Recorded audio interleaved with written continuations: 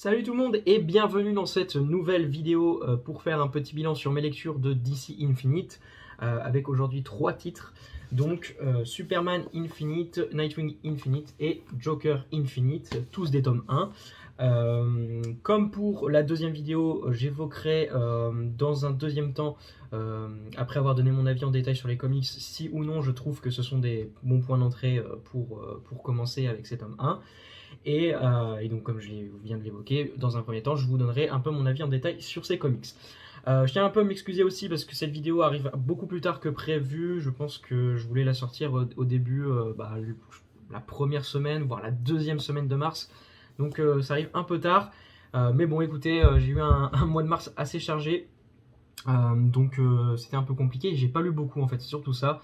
J'ai eu du mal à trouver du temps pour lire, donc voilà, ce qui explique aussi pourquoi il a fallu attendre un peu plus longtemps que prévu pour cette vidéo, mais en tout cas, voilà, elle est bien sortie. Je précise aussi que je n'ai pas pris Harley Quinn Infinite, qui était sorti en même temps que Nightwing et Joker, pour la simple et bonne raison, donc comme je l'avais évoqué dans la vidéo de présentation, c'est un titre qui ne m'intéresse pas énormément.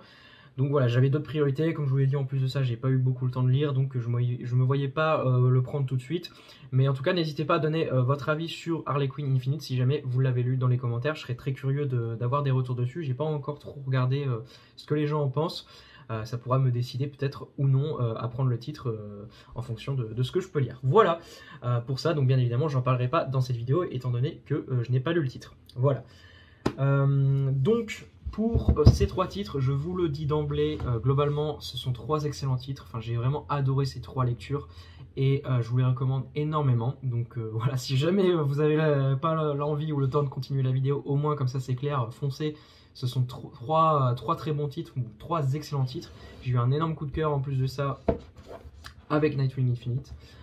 Vraiment que je trouve exceptionnel. Mais bon, je vais en venir en détail de suite. On va commencer par contre donc avec l'ordre chronologie dans laquelle les tomes sont parus et donc que je les ai lus, avec Superman Infinite tome 1 de Philip Kennedy Johnson pour le scénario et Daniel Sampere pour les dessins. Donc dans ce tome-ci, on retrouve tout simplement un vaisseau échappé de Warworld. Donc Warworld, la planète dirigée par le grand méchant esclavagiste Mongul. Voilà, donc on retrouve un vaisseau échappé de la planète Warworld qui vient d'arriver sur Terre. Et dans ce vaisseau, on va avoir des Kryptoniens qui étaient donc tout simplement des esclaves sur la planète de Warworld. Donc Superman va essayer un peu de comprendre comment ils se sont échappés, qui ils sont, comment ça se fait que des Kryptoniens sont encore vivants. Et puis en plus de ça, il va y avoir une espèce d'artefact qui va atterrir sur Terre, qui va un peu semer des troubles au niveau géopolitique, parce qu'elle va être elle va se retrouver en Atlantide, donc qui est un royaume à part entière de la Terre. Donc ça va créer des tensions entre bien évidemment les différents États, en particulier les États-Unis, et donc le royaume de l'Atlantide dirigé par notre très cher Arthur Curry, alias Aquaman. Voilà un peu pour le pitch et ce qui vous attend dans ce tome. Vraiment excellent titre, j'ai adoré. J'avais beaucoup d'attentes parce que j'ai adoré ce qu'a fait le scénariste, donc Philip Kennedy Johnson, sur ses numéros de Future State sur Superman. C'était d'ailleurs, si pas mes préférés, ça faisait partie clairement de mon top 3 des titres de l'event. Donc j'étais très impatient de voir ce qu'il allait faire sur la série et c'est vraiment excellent. Ce que je ressens beaucoup, c'est qu'il a vraiment une grande histoire qu'il est en train de développer avec Warworld et Mongul. Ça prend un peu son temps. Vous n'aurez pas tous les éléments dès ce tome 1, clairement, mais moi je trouve pas que ce soit un mauvais point. Ça fait aussi plaisir d'avoir ce genre de grande saga qui est en train de s'écrire, et ça, c'est vraiment cool et c'est un point que j'ai beaucoup aimé. Ce que j'ai bien aimé aussi, comme je l'ai évoqué dans le résumé du titre, c'est tout l'aspect géopolitique qui va être très présent et super intéressant, avec un Superman qui est un peu au milieu à la fois de son camp de la Justice League et puis des États-Unis, et puis d'un côté il n'a pas envie non plus de se fâcher avec Aquaman, donc qui est un de ses amis et un membre de la Justice League. Enfin, voilà, il va se retrouver dans une position un peu, pas du tout évidente, alors que lui, tout ce qu'il a envie, c'est aussi de comprendre un peu qui sont ces réfugiés kryptoniens, et aussi de venir en aide à tous les esclaves qui sont bien évidemment encore emprisonnés sur la planète Warworld de Mongul. Voilà, donc c'est un peu ça que j'ai aussi beaucoup aimé.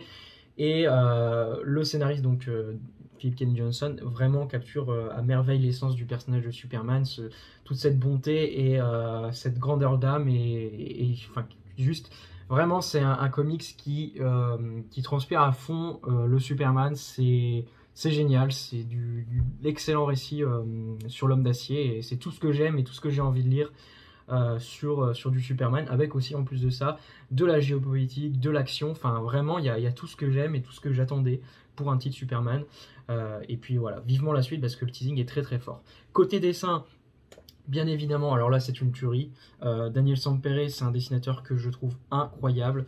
Et clairement, il le prouve une fois de plus avec ses pages de Action Comics. Il a fait un boulot absolument monumental.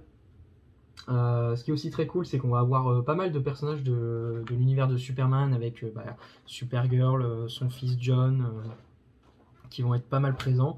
Donc ça, c'est vraiment cool. Enfin, franchement, regardez-moi ça, les visages sont super bien. Voilà. Tous les personnages sont magnifiques.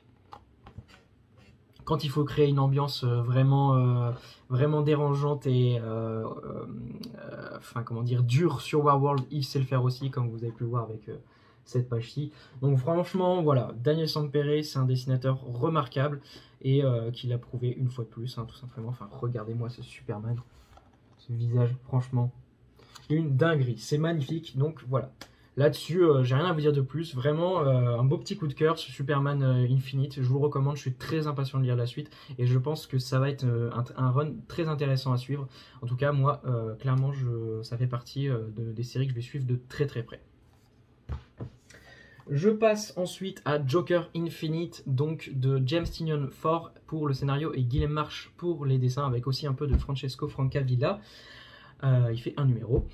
Donc c'est la deuxième série du scénariste sur l'univers de Batman. C'est d'ailleurs le scénariste qui se charge de la série Batman. Vous pouvez le retrouver donc sur Batman Infinite. Je vous ai donné mon avis sur la vidéo précédente. Je vais essayer d'afficher quelque part un lien disponible vers cette vidéo si jamais vous n'avez pas encore vu et que vous voulez mon avis sur Batman Infinite. Et donc là, il signe tout simplement le récit sur sa némésis, donc le Joker. J'ai adoré, tout simplement, j'ai adoré. C'est une très bonne surprise. Alors, pas totalement surprise parce que j'avais lu le premier numéro en VO, donc déjà il y avait les prémices de ce qu'allait donner la série, le ton qu'allait donner le scénariste, qui était vraiment intéressant et qui s'est confirmé tout le long du tome. Et donc ça, franchement, j'ai adoré. Et donc aussi un excellent titre et vraiment un coup de cœur que j'ai pu avoir avec cette lecture. Alors qu'est-ce que ça raconte Joker? C'est tout simplement Gordon qui est tout simplement en phase de retraite, hein. Il se retire du poste de commissaire, il sait pas trop quoi faire, il est rongé par ses démons et tous ces traumas qu'il a pu avoir avec toutes ces années qu'il a pu officier en tant que policier à Gotham. Et il va être contacté par une femme qui va tout simplement lui proposer de traquer le Joker, car le Joker n'est plus à Gotham après qu'il ait fait sa guerre dans la série Batman Joker War. Donc il est plus à Gotham. Et donc il y a cette femme, Chryselia, je crois, ou Chryselia, je me rappelle plus très bien, qui va lui proposer donc tout simplement pour une très grosse somme d'argent de traquer le Joker et de l'éliminer. Voilà.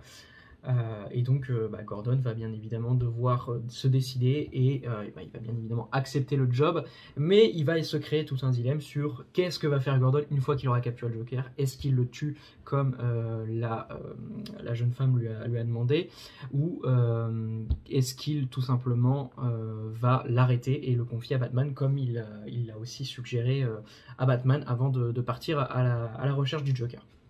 Voilà pour le pitch.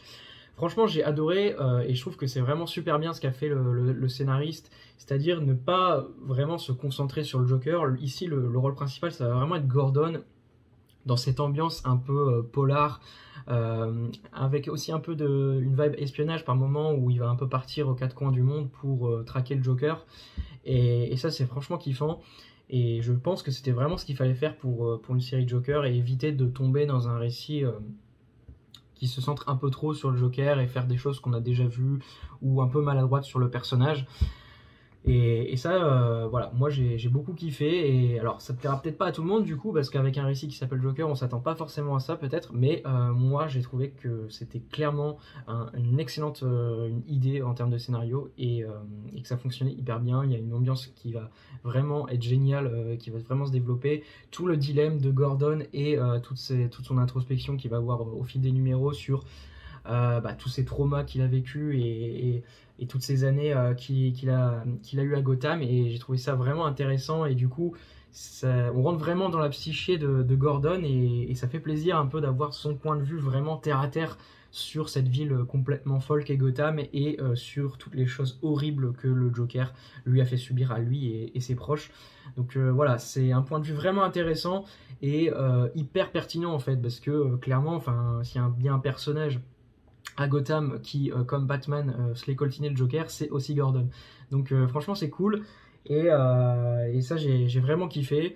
Donc voilà, il y a aussi pas mal de background sur tout l'univers Gotham qui va un peu être développé, qui va vraiment rendre toute l'histoire cohérente et vivante, et ça j'ai aussi beaucoup kiffé.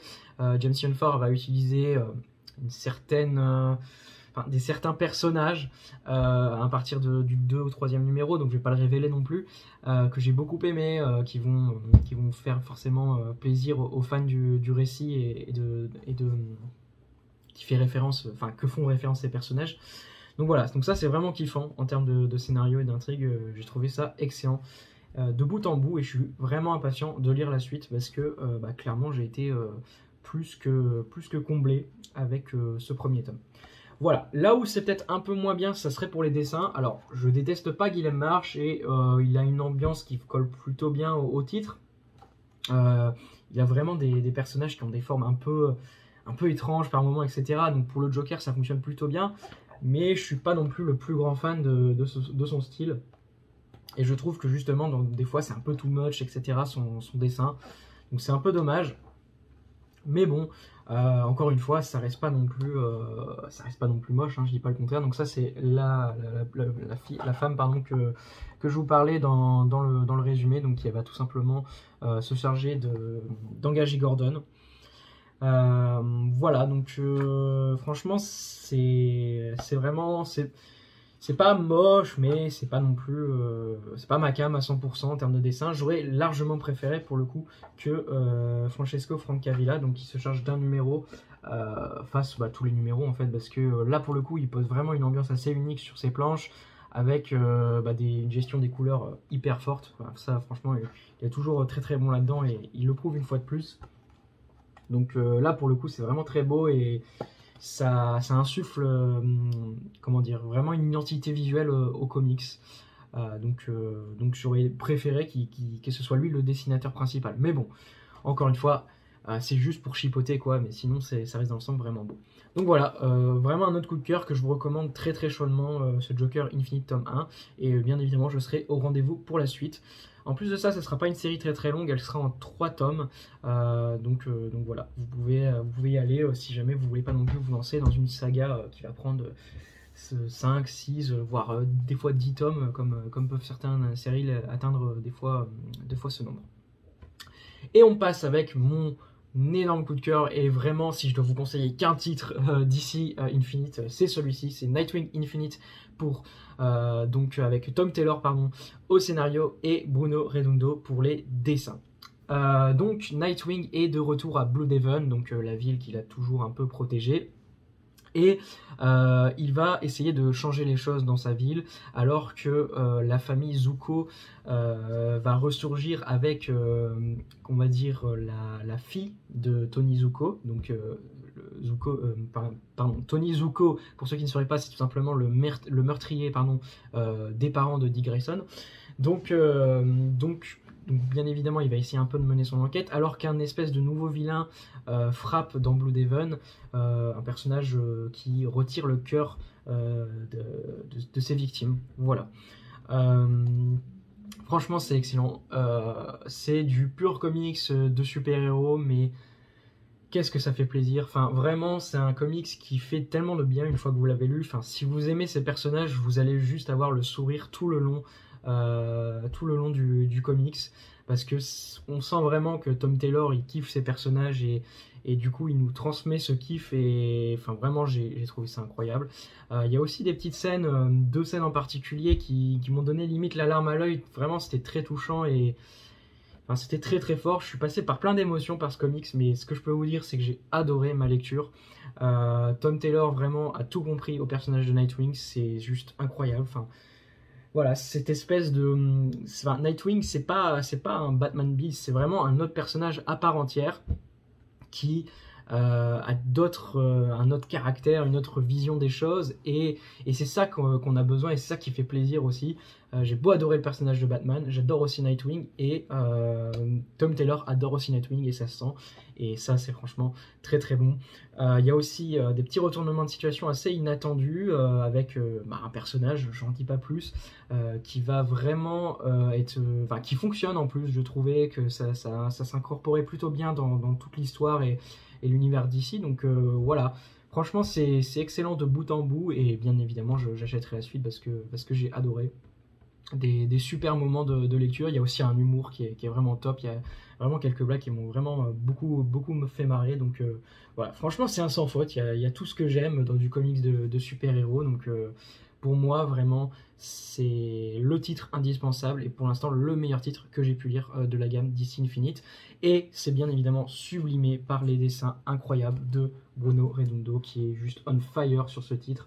Moi j'ai découvert avec Suicide Squad Renégat, qui était aussi scénarisé par Tom Taylor et donc, que je vous recommande aussi, un des meilleurs titres Suicide Squad que j'ai pu lire, et juste là c'est pareil, le mec est juste incroyable. Enfin, regardez-moi ces planches, c'est dingue, c'est dinguissime. C'est une vraie dinguerie, et enfin, c'est juste trop beau. Là par exemple c'est un super moment vraiment très touchant que j'ai adoré, voilà, superbe écriture de Tom Taylor, et Redondo vient sublimer tout ça avec les dessins. Il a vraiment un super découpage et une maîtrise de l'action en plus de ça, où on en prend plein aux yeux, et c'est un vrai plaisir de suivre les différentes bastons qu'on peut avoir. Voilà une scène d'action plutôt très cool avec Nightwing et Tim Drake, donc Robin. Non, franchement, quel kiff. Voilà, encore une fois, j'insiste, mais si vous devez prendre qu'un seul titre, enfin, regardez-moi ça, c'est trop cool, quoi. Voilà, c'est un truc qui fait beaucoup, avec où on va un peu déplacer le personnage tout le long de la double fin de la case, et enfin voilà, c'est du super boulot, quoi, tout simplement. Voilà, et chose que j'ai adoré, c'est vrai que je l'ai pas dit, il y a bien évidemment Barbara Gordon, donc Batgirl, même si elle n'est plus vraiment Batgirl, qui va avoir une place très importante. Et voilà, j'adore la relation Dick-Barbara. Pour moi, c'est vraiment de super personnages, et voilà, donc leur relation est vraiment trop bien écrite et trop touchante. Donc voilà, moi j'ai kiffé de bout en bout. J'attends la suite avec grande impatience. Donc voilà, gros coup de cœur, ce Nightwing Infinite. Pour conclure, je vous recommande ces 3 titres, bien évidemment, comme je l'ai déjà dit. Et aussi, n'ayez pas de crainte si jamais vous n'avez lu aucun titre ou quoi sur chacun de ces personnages. Ce sont dans l'ensemble 3 titres vraiment accessibles. Tout ce que vous avez besoin de savoir en termes de contexte est expliqué en début de tome. Et voilà, et si vous ne saisissez pas tout dans le résumé, que vraiment il y a des petits trucs obscurs ou quoi, n'ayez pas de crainte, c'est clairement pas important pour le développement de l'intrigue. C'est juste là pour vous poser un statu quo sur les personnages, et après voilà, juste lisez et kiffez, parce que clairement vous avez là 3 excellents titres, et qui, encore une fois, pour moi sont vraiment accessibles. Donc n'ayez pas de crainte là-dessus, et foncez si vous êtes nouveau lecteur ou lectrice, et que vous voulez commencer. Ces 3 titres sont juste ici, et sont d'une très bonne porte d'entrée. Voilà, écoutez, j'en ai fini pour cette vidéo, j'espère qu'elle vous aura plu. N'hésitez pas, comme d'habitude, bien évidemment, à donner votre avis sur les comics dans les commentaires. J'insiste beaucoup là-dessus, mais c'est vraiment toujours très plaisant d'avoir votre avis et votre retour sur les comics, ainsi que sur la vidéo, donc que je vous propose juste ici. Et puis d'échanger avec vous, c'est vraiment très cool. Des fois je mets peut-être un peu de temps à répondre, je suis désolé, parce qu'il y a des moments où je suis vraiment moins présent sur ma chaîne, mais voilà, j'essaye quand même de répondre à chaque fois, même s'il y a un petit décalage par moment. Voilà, donc prenez soin de vous, à la prochaine, salut tout le monde.